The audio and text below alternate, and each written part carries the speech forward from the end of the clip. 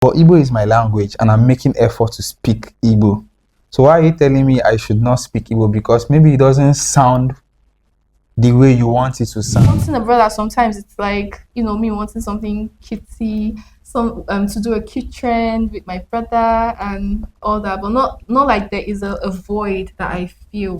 If I'm going to behave like an outlaw, I live like an outlaw. And if I'm going to behave like a noble, I live that way as well. So it's just balance. I try to give you everything I am in its full glory. You know when you're thinking something and you act it out without even knowing, it was very subtle. It's not like you could tell because they loved us. But I'm sure there were times they wish that they had a son. There are times they wish that there are times my father wished he had someone to teach how to change the oil.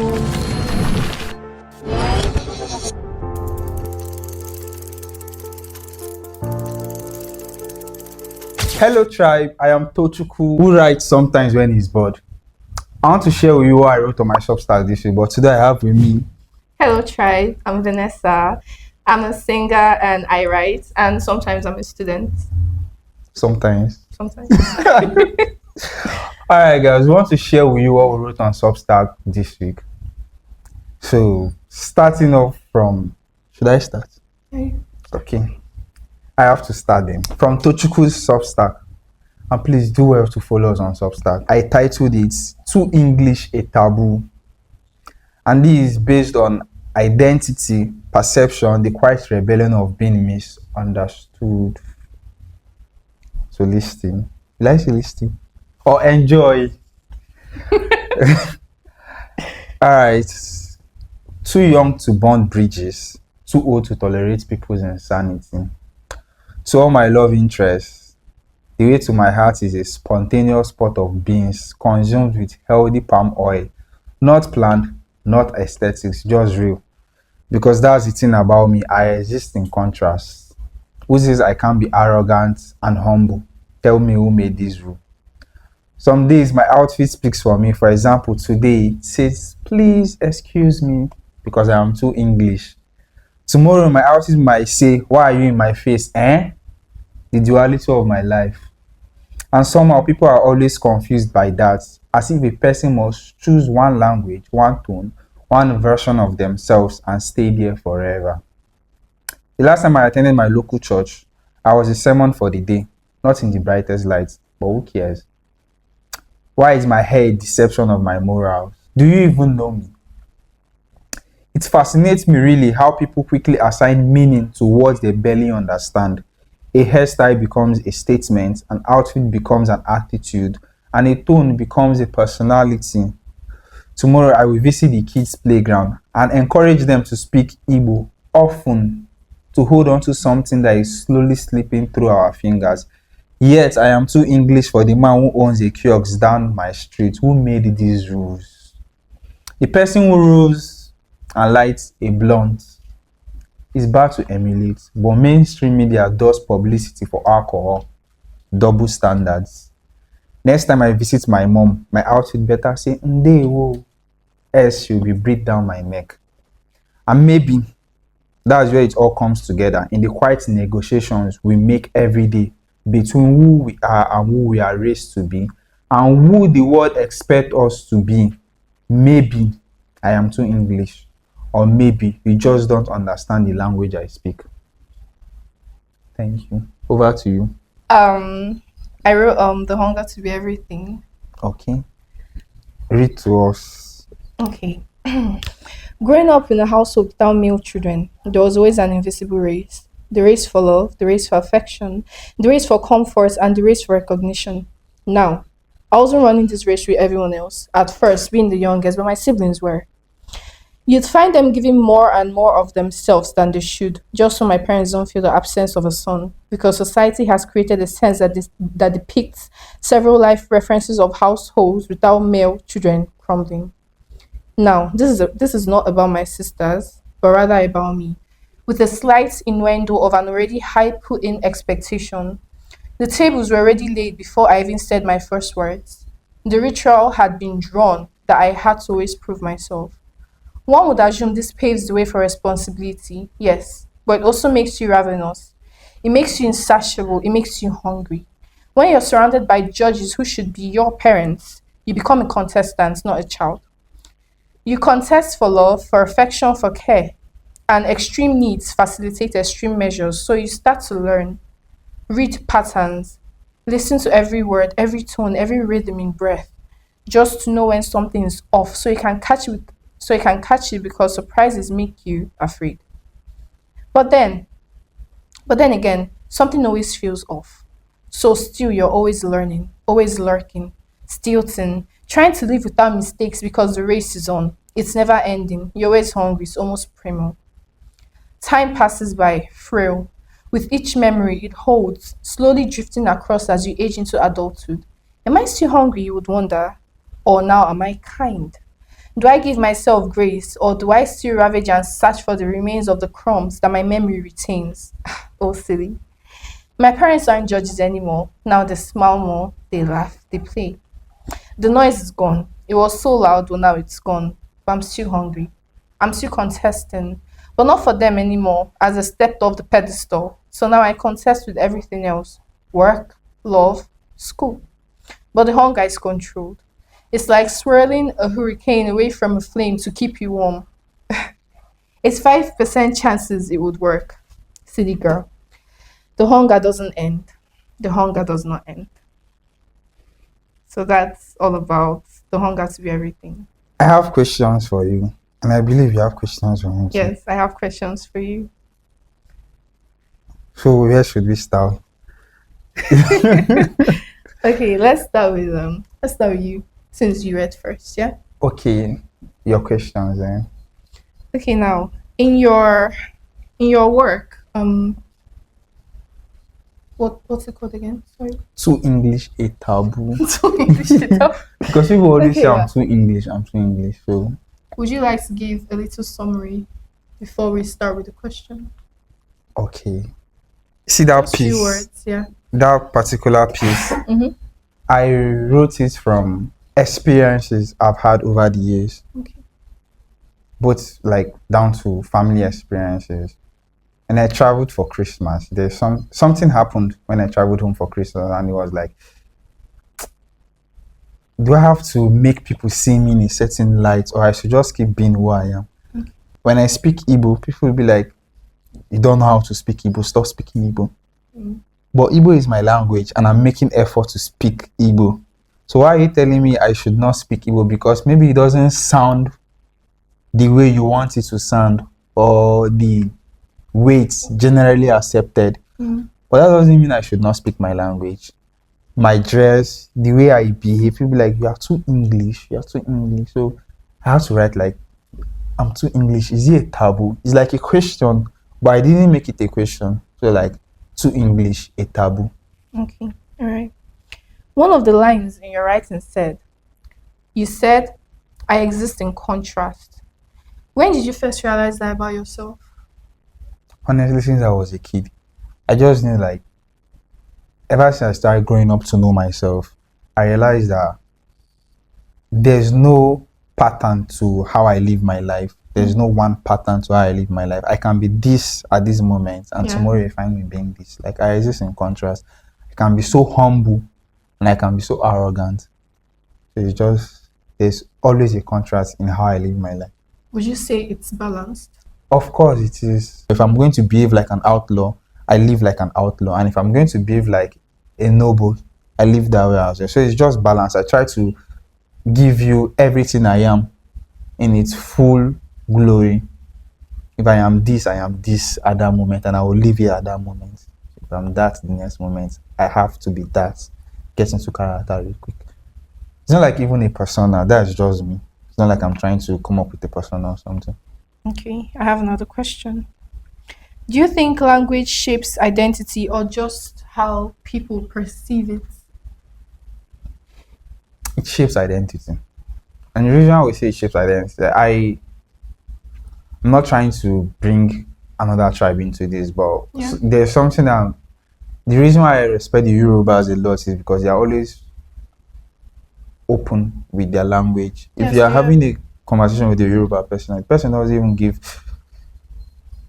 a damn about if you know what they are Before they saying or throw not. it into They'll just speak sentences. their Yeah. Yoruba for you. So language serves as an identity, and I want to wear that identity. I'm Igbo. I have to express myself as being Igbo. I have to speak my Igbo. And whether you like the Igbo I'm speaking or not, that's your business. I have to speak my Igbo. So language definitely shapes identity. I'm encouraging everybody to speak Igbo. If you are Igbo, you speak Igbo. Whatever language you are, whatever region you are from, make sure you speak your language. Do you think this duality of yours affects how you communicate with certain people? In the sense that are you sometimes too English with some people? See that question, it's somehow I would like to. That question is somehow. Should I repeat myself? Yes, I get the question. What I'm saying is somehow is I don't really have like a direct answer to that question, and the reason is because people perceive me differently. Yes, That's why I asked. my duality do affect because people perceive me differently. Somebody is saying like, this guy, you're just like this, and when they catches me on another occasion, they'll be like, this is like a different person entirely. So yeah, I it does. understand. Okay. All right, that's fine. Another question I have for you is when you talk about encouraging kids to speak Igbo, is that your way of holding on to identity or resisting erasure? Resisting erasure for sure. Also, it's kind of holding on to identity, but resisting Yeah, I erasure figured it because should be both. yeah, the reason I was resisting erasure, it I've seen kids born and raised in this city, like an Igbo dominated city where people speak Igbo often. They don't know how to speak it. It's so bad. I feel attacked. Okay, so according to what you're saying, your main stance is the resistance of erasure and not necessarily to hold on to identity. Resistance of Because erasure. okay. That is the main point. Resistance of erasure. I want kids that are Igbo to keep speaking Igbo. So Igbo will not go into extinct. Why do you think? Why do you think that kids nowadays find it difficult to speak Igbo or to properly identify themselves as Igbo? Why do you think they shy away from the It's from entire the home. concept? It's from the home because people be like, especially like new modern parents, Okay. like they catches their child speaking Igbo, like Igbo is Raz. Like, how are you Do you calling your think it's language necessarily Raz? from the home? It's from the home. If I happen to be a parent today, my kids won't speak English with me at home for no reason. I see that Igbo, the one I know I can speak, I will be speaking it to them, and you have to speak back to me. That's how my mom raised me. If my mom didn't do it that way, today I won't like be speaking the little Igbo I know that people are still complaining about. Okay, initially I wanted to argue this, but I don't think there's going to be a need to because at the end of the day, your first primary education comes from the family. Yes, it And does. with your illustration of how you would always speak to them with Igbo, I don't think there's any reason why they would go out and not want to speak Igbo because initially I was trying to say that when kids grow and they Yeah. start to socialize Mhm. and they start to explore various forms of classism, you understand? Yeah. Even as kids that they are, they tend to feel too Igbo like speaking Igbo is local. You are local. You are not touched enough for me. You are not welcome here because you speak Igbo. You get that sort of thing. And that is what I'm trying to erase. Exactly. You The understand? erasure you're talking about. Yes, the Igbo language should not be treated as right. Like, come on, it's your It's your language. language. You see, Yorubas, they're always proud of their language. Whatever Indeed. they do with their language. So, if you're an Igbo, as an Igbo child, you should be speaking Igbo and you should be proud of wearing it as your identity. So, it's I not agree. as I have one last question for you. okay. If people fully understood you, do you think you'd even want that? And why? I don't want that. Why? I like being mysterious. I enjoy being mysterious. Why would people fully understand me? If people fully understand, then there's no source again to my There's existence. nothing Like, to I've lost my look out for. essence. There's no mystery. There's no mystery. Like, people need to be like, what is he going to do next? I don't want to be predictable. Okay. Okay. That's all the question I have for you.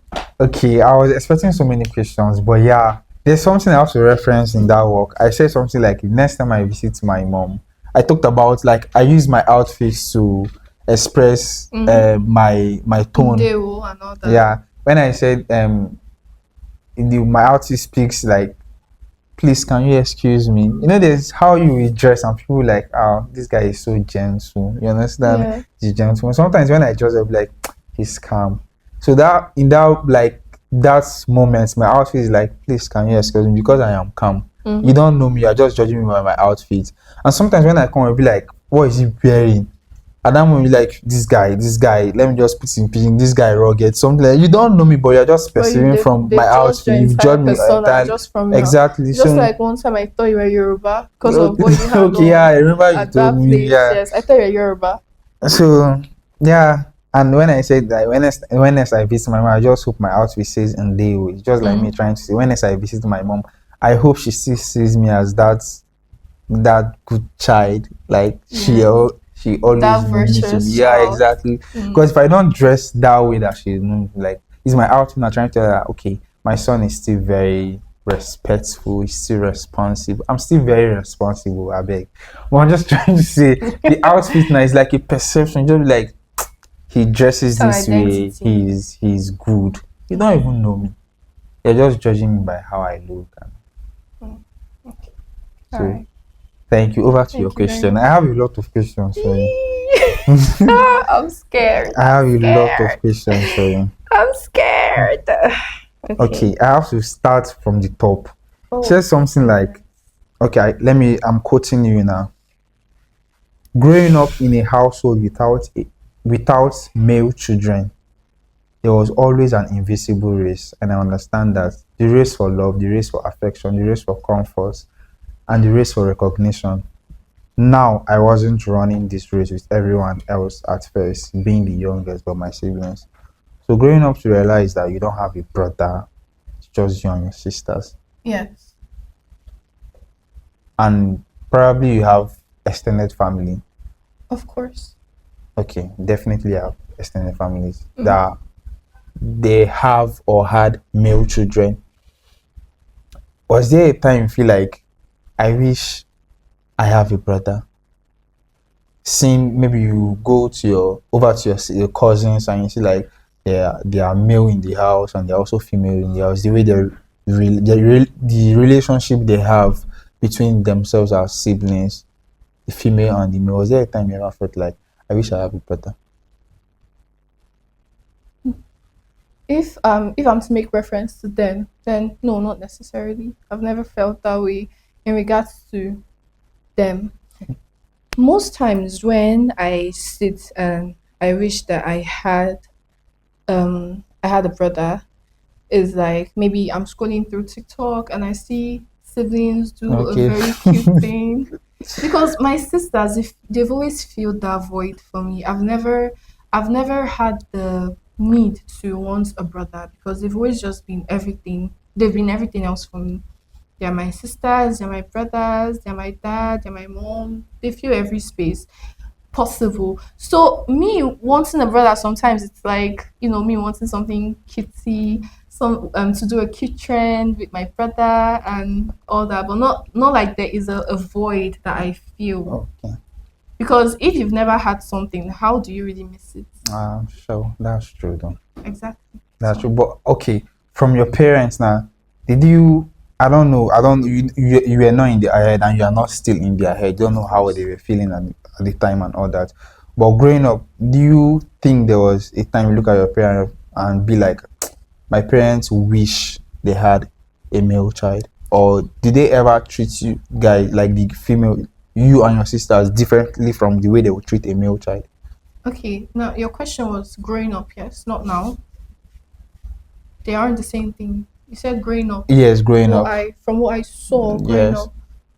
Now, sometimes there were this subtle um you know when you're thinking something and you act it out without even knowing it was very subtle. It's not like you could tell because they loved us. But I'm sure there were times they wish that they had a son.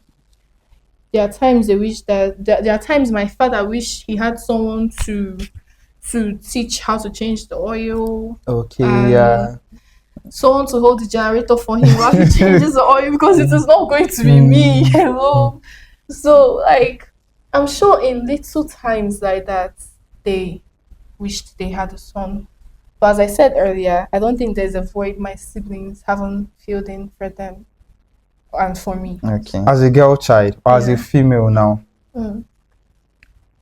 do you feel the need to always try to prove that you can also do what a man does? Like when it comes to your students, you said sometimes your student.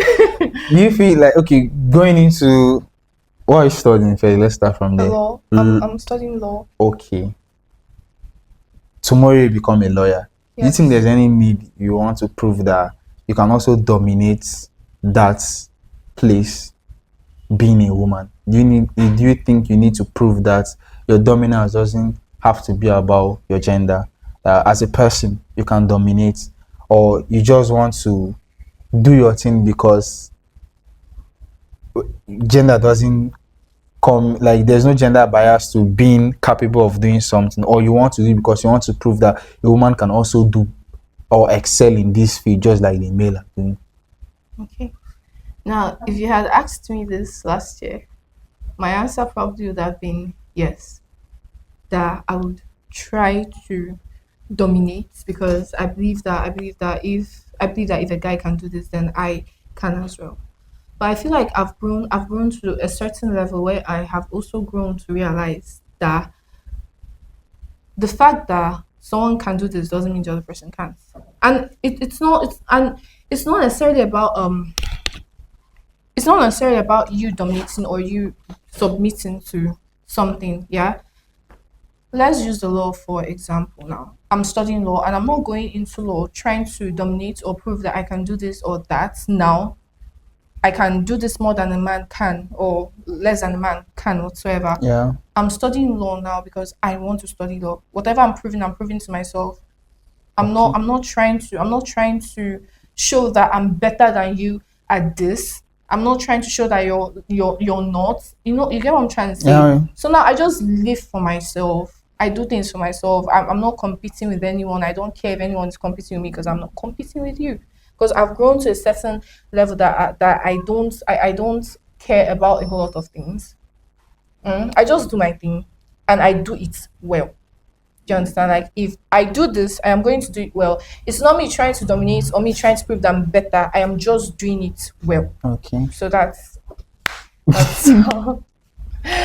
so that's it for me. I don't know if that answered your Yeah, I question, but answered it okay, because good. the thing is, I like people living because they are human first. You're not trying to prove that.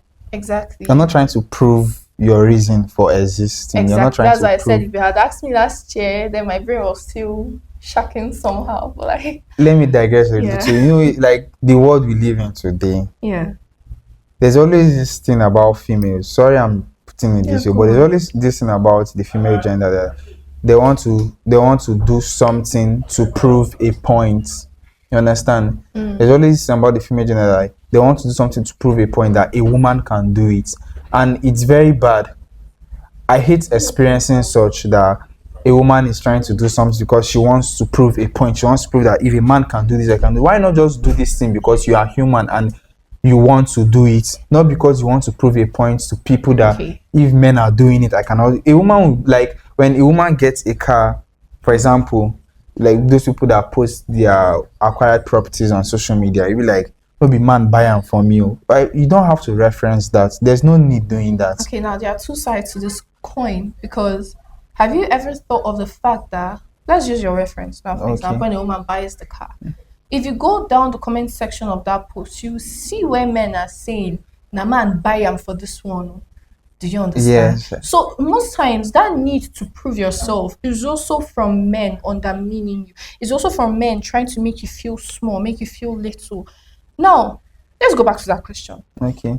Sometimes in a setting, for example, now if I were a driver, now I'm just trying to drive, right? I'm just trying to drive, minding my business, doing my thing. Now Okay. if by the side, maybe when windows are rolled down by the side, and maybe I do a little mistake or mishap, and the man is like, now woman be that, now because seeing a woman, I swear I would drive that car the way I'll drive it, you probably have never seen anyone drive like that before. So do you understand? Do you understand? So most times you're not necessarily searching for validation until someone undermines you or undermines you rather. You get what I'm trying to say? So there are two sides to that coin. You're not looking for it. But there's always a human who is going to ask why, who is going to say because, who is going there's always something. Do you understand? And sometimes if you're not strong enough, if you're not brave enough, you will always have this constant need to want to do this, want to do that. Me, I do it sometimes, so I do it sometimes. That's what I'm trying to say. So there are two sides to that coin. I don't want to argue this any further, but I just still feel, to me, Yeah. it's still like pandering to male validation. Like you're trying to get validated by the men. Why not just exist because you are supposed to exist? You don't have to answer certain questions. You don't have to give meaning to everything. I'm speaking for how I feel. I don't know. I'm not saying What was your sentence before you got into this before I sentence? What was the initial sentence? That you were not going to push it any further. yes, okay. Why? What are you doing? Let me not push it through. Alright. Okay, so Alright, the last question I have for you said the hunger doesn't end. The hunger does not end. What yeah. hunger are we talking about here? Because you said there's no race anymore. According to you, the first thing you said, like you are not running a race. Because I said the race for my parents. Yes. The race for my parents. Okay. But rather now the race for love, the race for love, work, and what else is in that sentence? Okay, go back to your question. Ask You again. said the sorry. hunger doesn't end. Yeah. So what hunger are we talking about here? Which The one? hunger to be better. The hunger to always improve. I don't On a have personal level. on a personal level, yes. I don't have contentment yet based on who I am. Like I want to be better. So Not just that's because you're a woman, not but because just you're a person. not just because I am a woman, but because I am a person. But also mostly because I am a woman. I want to be better. Do you understand? Because the society we live in tends to undermine women. Do you get? The society we live in tends to undermine women. It makes them, if you are not a certain way, if you are not bold, if you are not confident, if you can't speak up, they are going to make you keep quiet. Do you understand? And part of that hunger is me being better, me being more confident, me being bold, me being able to walk in and I'll speak and you will listen. And not because I am forcing you to listen, but because you want to hear what I am saying. You get what I'm trying to say? Yes, I do. Exactly. So Alright guys. That's what we wrote for this week. See you in the next episode. thank you.